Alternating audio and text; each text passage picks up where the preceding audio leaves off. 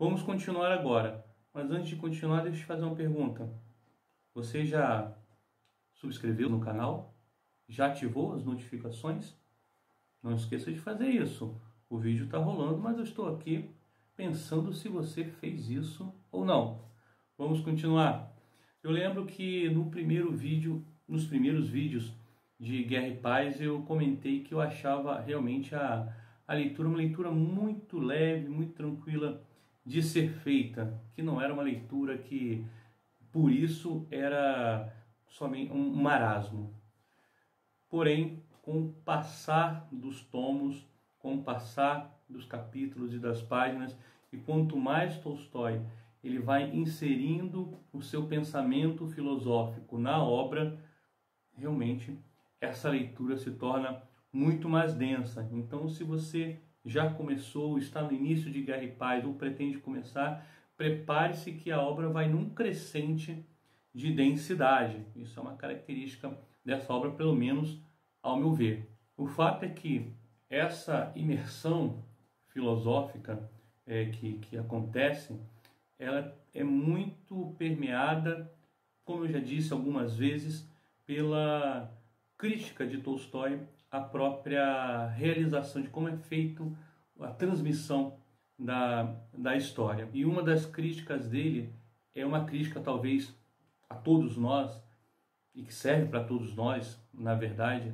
é o fato que, diante de um fato complexo, os historiadores, e eu acredito que seja para todos nós, eles acabam se agarrando ao primeiro fato, a primeira circunstância que, digamos, deu um pouco de sentido àquilo que para ele, naquele momento, é incompreensível. Ou seja, ele está diante de um fato complexo, ele não entende, surge ali uma pequena âncora, uma coisa que deu um sentido, uma mínima compreensão, ele se agarra àquilo e começa a ignorar todo o resto apenas para satisfazer a sua razão. E aqui também cabe a pergunta: será que esse agarrar-se a um ponto somente diante de uma realidade complexa, às vezes também não é movido por desejos mais espúrios? Fica esse questionamento. Vamos continuar aqui falando da obra. Uma outra coisa que eu percebi lendo essa grande epopeia que é Guerra e Paz, e se você leu esta obra e concorda com o que eu vou falar, por favor, escreva aqui nos comentários. E se você não concorda absolutamente com nada do que eu vou falar agora, que eu percebi, também escreva do mesmo jeito. Mas o que eu percebi foi o seguinte, é que Tolstói parece ter um grande anseio em redimir o general Kutuzov. Cabe aqui lembrar que ele não é um personagem fictício e ele foi o comandante em chefe dos russos, do exército russo, durante uma grande parte das invasões napoleônicas. E Tolstói parece que busca muito redimir esse general. Eu me pergunto se é pelo fato dele ser russo, e ser sempre retratado pela maioria dos historiadores como alguém sem muita importância, sem muita genialidade, sempre num patamar muito, muito baixo, e de repente, pelo general Kutuzov ser russo, Tolstói quer dar a ele a dimensão, já que de certa forma talvez ele representaria o próprio povo russo, ou eu não sei se todo esse desejo de redimir o general, ele parte do princípio de que o autor ele projeta neste comandante em chefe do exército russo toda a sua crença. É como se o general Kutuzov fosse a personificação de tudo aquilo que Tolstói acredita. E do que eu estou falando? Tolstói apresenta para o leitor o general Kutuzov como aquele que compreendeu que a história, ou o curso da história, não depende ou não está atrelada às ações de uma só pessoa, por mais que ela esteja num alto escalão do exército, ou que ele seja um imperador, ou que ele seja um rei. Que o autor nos mostra o general como alguém que percebe que a história vai seguir o seu curso natural, sem que uma pessoa sozinha possa fazer muita coisa, ou na verdade tenha praticamente chance alguma de fazer qualquer coisa para mudar este curso. Ao mesmo tempo, Tolstói ele relê a história, pelo menos neste episódio das invasões napoleônicas, de uma maneira muito mais simples, não simplória, mas encarando-a de uma maneira muito mais simples. Embora ele queira redimir o general Kutuzov, projete nele toda essa sapiência, ele não engrandece grandes personagens da história. Tolstói não faz isso. Pelo contrário, ele vai tentando mostrar que os fatos acontecem não pela genialidade de algum grande personagem, mas que a ordem natural das coisas levou à ocorrência desses acontecimentos. Então Tolstói ele desmente os historiadores, ele mostra que onde os historiadores veem uma grande genialidade, na verdade é só afetação desses mesmos historiadores que buscam dar um brilho onde não existe, e que no fundo, se houvesse alguma genialidade, essa ação não teria sido tomada dessa forma, a maneira correta e a lógica levava para o acontecimento dessa forma. Então, assim, ele muda completamente a ideia do porquê que Moscou foi abandonada antes da chegada dos franceses.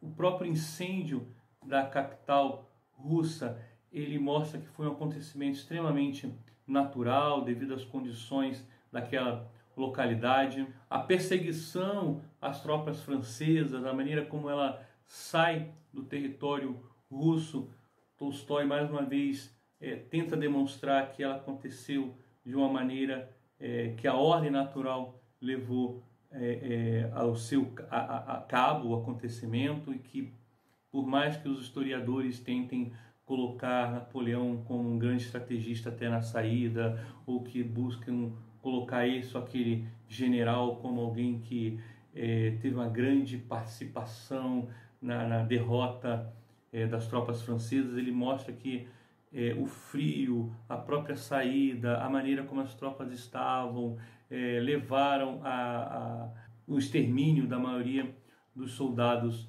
do exército napoleônico. Para você ter uma ideia de como Tolstói vê a ação dos grandes personagens dentro da história, permita-me ler o que ele fala sobre o quanto ele acha importante Napoleão diante do acontecimento da invasão e da retirada de suas tropas à Rússia. Um momentinho.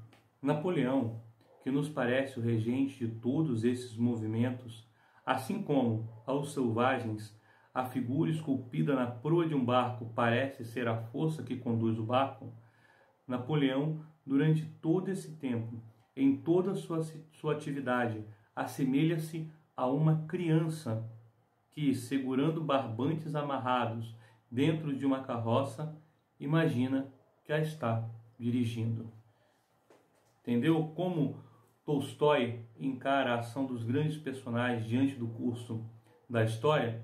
E, aliás, Napoleão não é bem quisto pelo nosso autor, não. Para Tolstói, ou pelo menos para o narrador de Guerra e Paz, o Napoleão ele é arrogante, ele é presunçoso, ele é prepotente, ele, digamos assim, é o avesso ou o extremo daquilo que o narrador crê ou vê no general Kutuzov. E falando um pouco do nosso autor, do nosso narrador, o que me parece é que o Pierre é, na verdade, o alter ego de Tolstói. Claro, eu posso estar completamente enganado, como diria o Engenheiro do Havaí, eu posso estar correndo do lado errado. Mas o que me parece é que Tolstói, que por sua vez, a partir de constantes meditações sobre a vida, ele chega à conclusão que é necessário viver com o mínimo possível numa pobreza evangélica. O Pierre, na verdade, é o caminho inverso, poderia-se dizer, porque é a partir da privação que ele entende a própria vida, de como é necessário o mínimo para viver. Mas mesmo tendo essa diferença, essa ordem dos fatores, Pierre muitas vezes me parece o alter ego do Tolstói, porque ele, digamos, ele transmite para o leitor as descobertas que Tolstói fez em sua vida. E antes de continuar falando de como Tolstói trabalha os seus personagens, deixa eu te lembrar uma coisa importante. O canal Resenha Simples tem um perfil lá no Instagram e também no Facebook. Não esqueça de seguir o canal lá, tá bom? Vamos continuar então. Tolstói é um autor que trabalha os seus personagens de maneira a levá-los a uma transformação pessoal. Então, os seus personagens não são o mesmo do início da narrativa ao final da narrativa. Ele trabalha essa transição dos personagens diante dos acontecimentos, diante dos traumas, diante das experiências, né? E até natural que Tolstói não seja esse nihilista ou um determinista, como existem tantos autores, e aqui desculpe a insistência em falar do Érico Veríssimo, que é bem determinista. Ao longo da narrativa se percebe que Tolstói não poderia ter seus personagens sendo os mesmos no início e no final, que Tolstói ele não transmitiria para a obra a ideia de que ninguém é a mesma pessoa um dia após o outro, assim como eu não sou a mesma pessoa hoje que eu era antes, nem você é a mesma pessoa hoje que você era um mês atrás ou que você era um ano atrás. E dentro dessa realidade é interessante notar que Guerra e Paz não tem um grande vilão a ser derrotado. Nem Napoleão é esse grande vilão. Toda essa narrativa ela passa, digamos, pela ideia, tem um fio condutor da superação dos desafios de cada um dos personagens. O grande ápice, o grande clímax da obra está justamente, na minha opinião, na mudança ou na superação, no alcance de um novo patamar de cada um dos personagens, vencendo seus vícios, mudando a sua maneira de ver o mundo, encontrando novos prismas para encarar a vida. Especialmente ao final da obra, Tolstói vai corroborando toda a sua ideia de simplicidade para a vida, para a existência. Por exemplo, ele vai indicando a importância da família, que é algo tão natural do nosso dia a dia. A família que é o local de acolhida, é o porto seguro, é o local de aconchego, é o local de compreensão, pelo menos deveria ser. Então ele vai indicando como dentro das coisas simples existe uma suprema grandiosidade. Veja, por exemplo, como ele fala do casamento. E aqui vai ser mais um trechinho que eu vou ler para você. Tais questões na época, e aqui ele está falando sobre relações dos cônjuges, liberdade de seus direitos, enfim, está falando sobre essas questões.